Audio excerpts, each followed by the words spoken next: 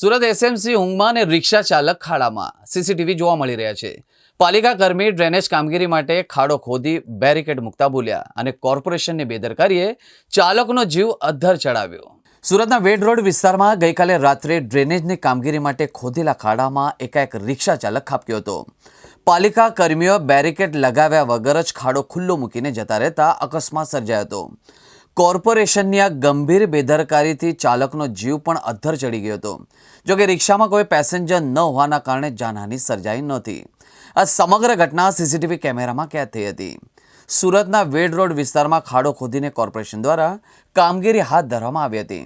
જોકે સાંજના કામગીરી પૂર્ણ થયા બાદ પાલિકા કર્મીઓ આ ખાડાની આસપાસના બેરિકેડ લગાવ્યા વગર જ નીકળી ગયા હતા. થોડા સમય બાદ એ રસ્તે જ પૂરપાટ ઝડપે એક રિક્ષા નીકળી હતી. જોકે ખાડાની આસપાસ બેરિકેડ ન હોવાના કારણે રિક્ષા ચાલકે તે રસ્તે જ આગળ ગયો અને ખાડામાં ખાબક્યો. સદનસીબે આ અકસ્માતના સમયે રિક્ષામાં કોઈ પેસેન્જર ન હતું. આ અકસ્માતમાં રિક્ષા ચાલકને સામાન્ય ઇજાગ્રસ્ત થયો હતો. જોકે આ ઘટનાથી એસએમસીની બેદરકારી સામે આવી હતી.